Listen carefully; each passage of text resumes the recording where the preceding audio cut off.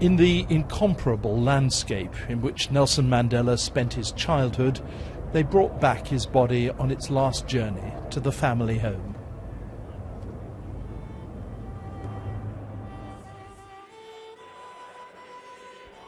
In the morning, the party he'd belonged to for 69 years, the ANC, said its goodbyes to him at Waterkloof Airport near Pretoria.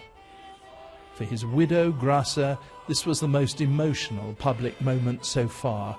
Friends say she's taken her husband's death very hard.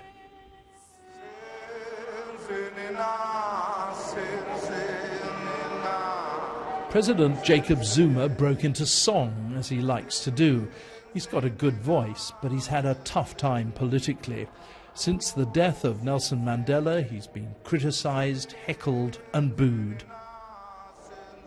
The guests were a varied group. They included Gerry Adams of Ireland Sinn Féin, a man who also talked peace with his former enemies.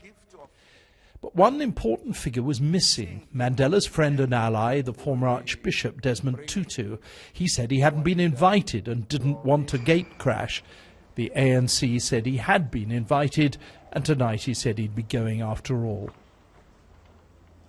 Finally, it was time to start the journey home to the Eastern Cape.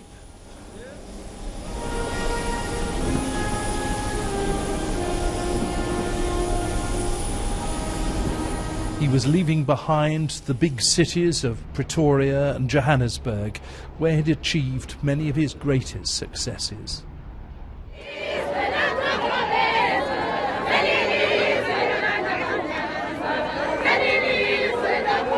There were big crowds along the road from Mthatha Airport to Kunu. Might have thought they'd be silent and sad, but they weren't.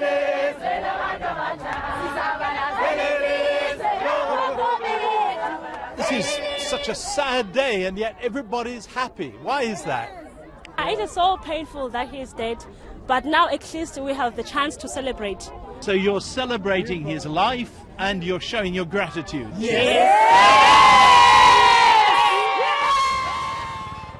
And then down the road came the procession accompanying the hearse with Nelson Mandela's body. Once he tended farm animals in the fields round here, just as children still do.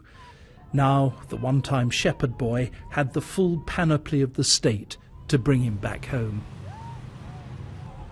John Simpson, BBC News, Kunu in the Eastern Cape.